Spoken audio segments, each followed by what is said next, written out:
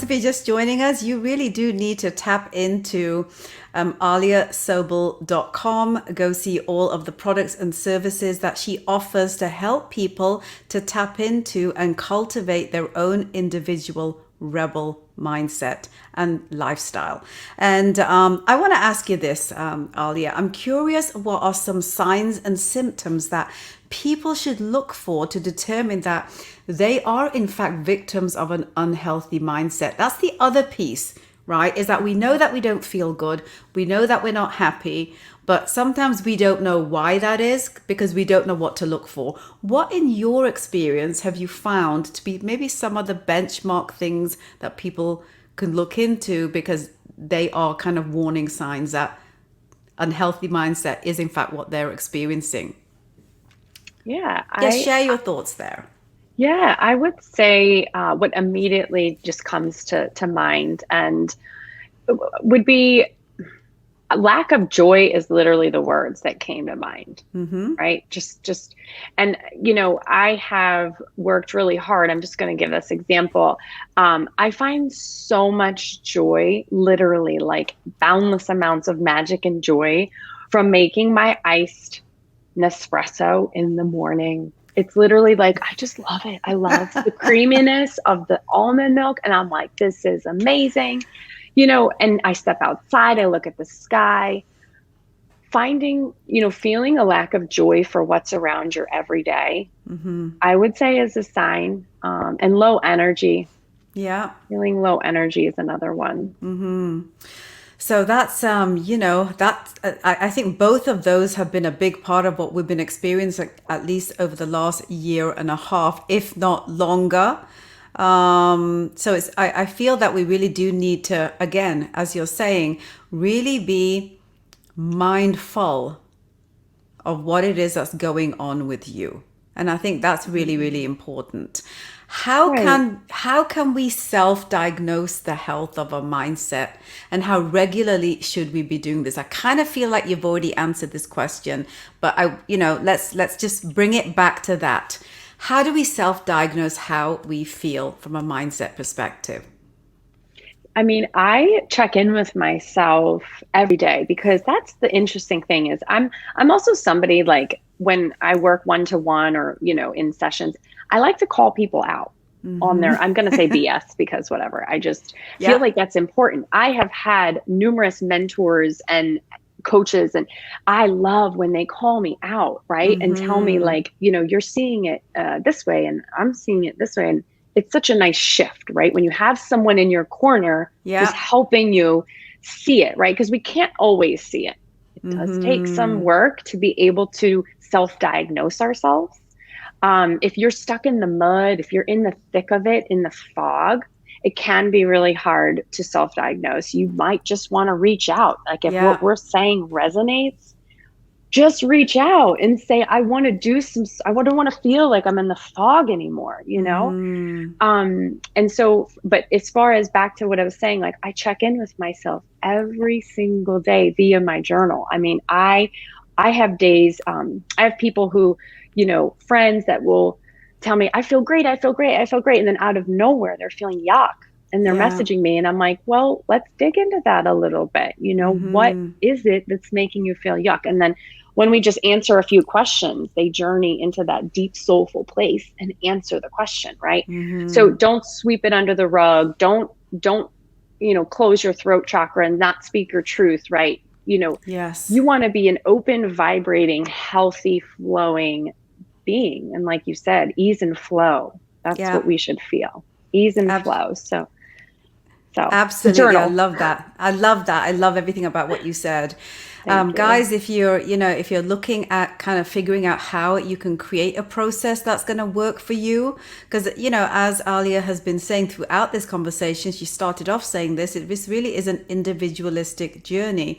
Her process, her formula is to help you find that for you. So if you're looking to kind of, figure this out, or maybe you're just a little curious even, maybe you just want to reach out to Alia and just ask some simple questions, and I know that she's going to be able to help guide you to where you need to go.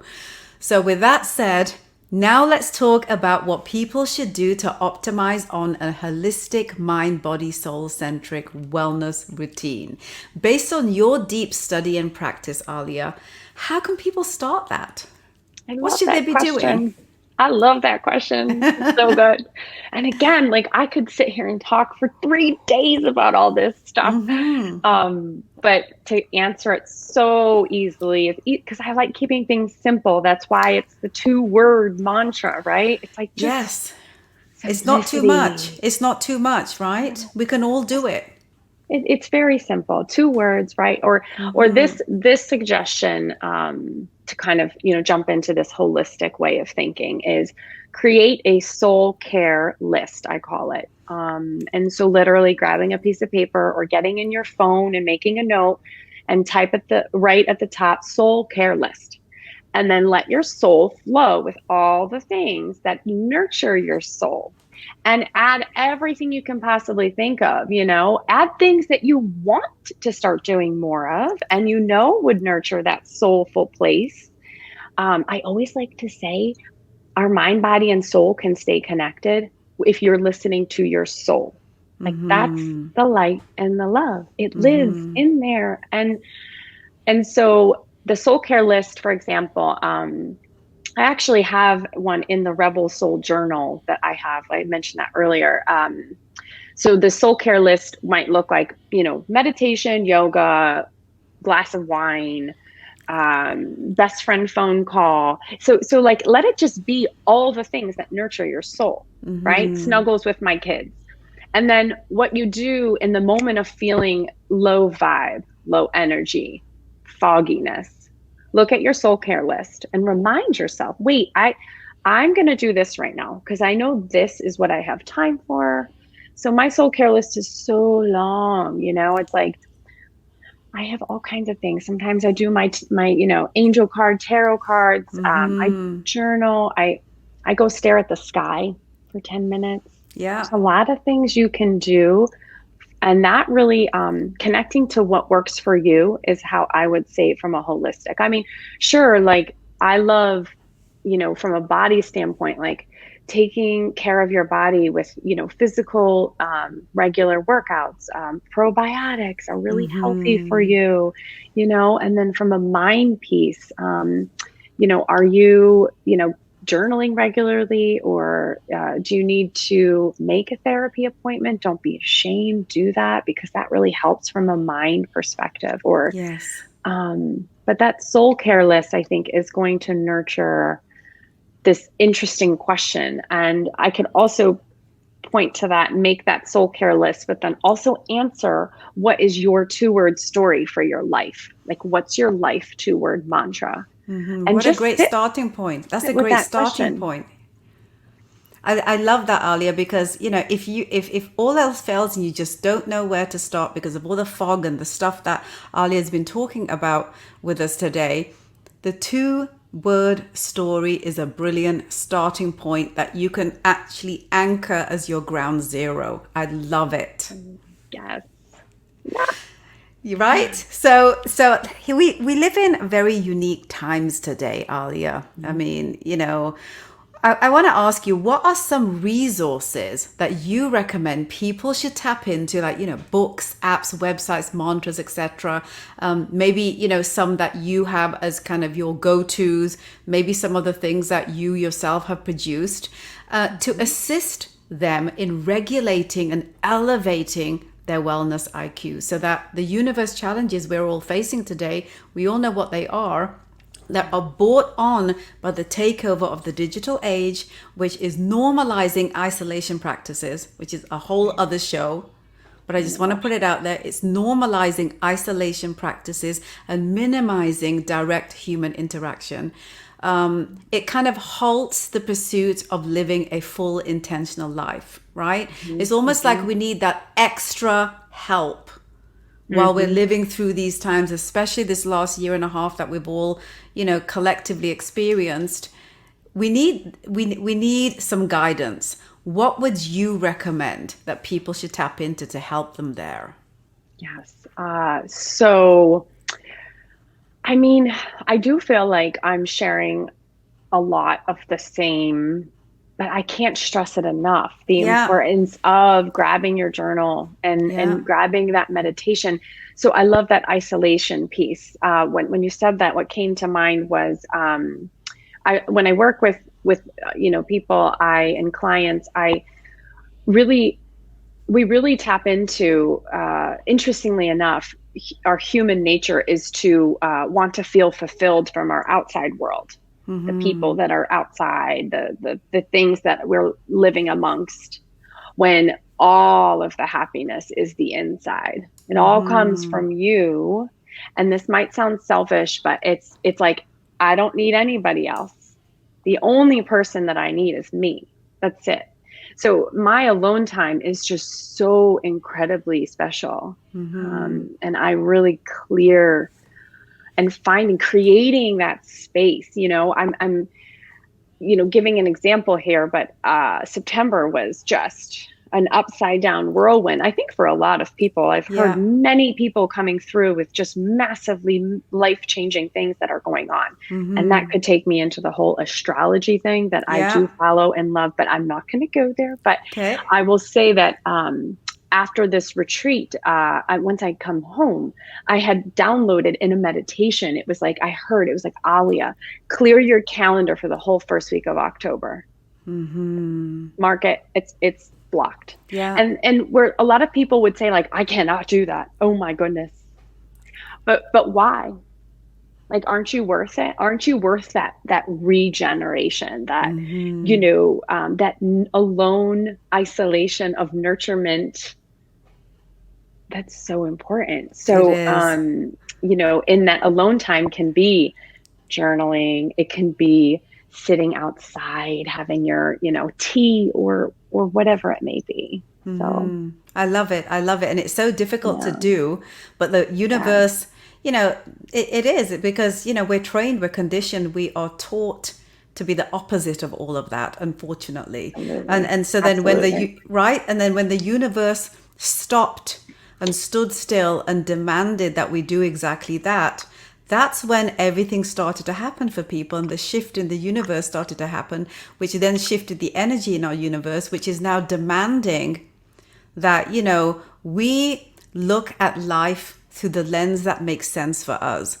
And what are the tools and the resources out there? I feel that's why there's so many, consultants and mentors and coaches that are coming out to support the gap that exists in our society today, right? And I think it's It's true. important.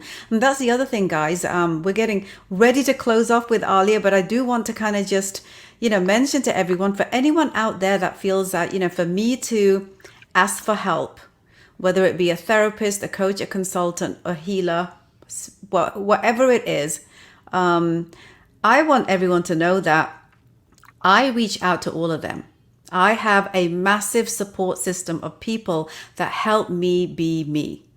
So, and I like who I am. And I know that, Alia, I know that you could I feel that you could say the same thing, that you like who you are. And if at any time you kind of don't like who you are, you stop the world to realign and to come back to your center core. I really do feel that, you do that, as I do as well. I want to ask you this. Is there anything that you feel that I haven't touched upon that you feel people need to take away from this conversation? And let me bring back the topic. It's why my mindset is working against me. Is there anything you feel that I haven't tapped into that you'd like to? Or is there anything you feel that we talked about that you want to bring back to people as kind of the final thing they should be taking away from this? Yeah, I would say, really taking in this message of soulful nourishment, right? So our mind, we know, can play tricks on us. So being, and I like to give this example, but really in a moment when you're feeling this chaos or stress or an uncomfortable feeling, I call it a low vibration feeling, right? And the low vibrational feelings, they teach us a lot. So they're not bad. You don't have to like erase them. They're there for a reason, for us to tap in and learn. But I always say, like, imagine you elevate above your body, right? And then look down on yourself and what's going on around you, and do this like deep exploration, right? This reflection, like, I'm feeling this way because that happened earlier and I didn't say what I wanted to say, and maybe I should say it. It's interesting when you just stop for a moment, stop. And that bring, take a deep breath, inhale, exhale, connect to your breath and reflect. Like really say, what is going to shift me out of this vibration, right? You want to wake up with a happy heart. You want to wake up feeling blissful. I call that 5D consciousness. It's really Yes. a juicy place to be in, right? It's like there could be a literal storm swirling around you, but you are remaining grounded and calm and peaceful through the storm. That is a big part of how, our mind can take us away from knowing how to do that. But your soul wants to remind you how to do that, right? And there are so many ways we as we talked about, those energetic, spiritual, connected, personal ways that you can clear energy. I'm a big energy clear. And I was going to point out too, in the journal on Amazon. So this is the Rebel Soul Journal, Okay. but it's obviously hard to, No, we can see it. Yeah, I can see it. It's right there. but it says on the bottom there, a mindset reset. Because that's what, when you sit with some paper and pen and you just start flowing with your words, and it's such a release. And then, the journal has all kinds of things. That soul care list example, it has journal prompts. So something as simple as this could really start helping you understand why your mindset's working against you, right? Just pick one thing to try to elevate your vibration and feel that ease, the flow. And I'll leave everybody with these words: trust, surrender, flow. I write it in my journal all the time. Oh, man. Trust, surrender, flow. And that's it. I'd love that. Alia, you are such a pleasure. Thank you so much for joining me today and sharing your wealth of wisdom. You are a gift and I appreciate you, my dear. You are such a gift too. Thank you for all you put out into this, space and cosmos and the universe. Thank you everybody for listening and being with us too. Thank you, thank you, thank you.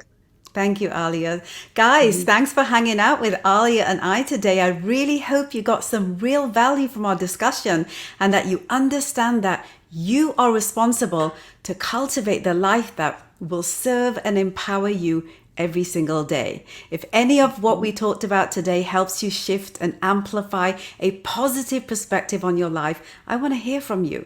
Email me at talktoraj@rajgurn.com and tell me your story. And if I love it, I'll be inviting you to be a guest on my show to share your story so that together we can help someone else expand their possibilities to reach their version of nirvana. It's always about constant cyclical service, guys. That's what life's about. For more trainings like this, please subscribe to our YouTube channel at the Open Chest Confidence Academy. Don't forget, I said it at the top of the show, I'm saying it again. Go hop over to Apple, Google, and Spotify. Search the Transform Your Confidence show for our podcast platforms. And also, I want to encourage you guys to join our free coaching newsletter community. Head over to the website at the openchestconfidenceacademy.com/newsletter. Because those of you who are not a member there, you're not getting a article that I write every single week, specifically on insights that I've learned, and I've learned through, a lot of the work that I've done with people over the last 30 years in entrepreneurship. I want you guys to also, as I close off, as I always do, hop on over to my free professional development incubator where I personally answer questions that members ask. I want you to head over to Facebook for that and go to Transform Your Confidence. And until next week, I'm sending you positive vibes to keep you focused on building your brand, your authority, and your best life. See you next time, guys.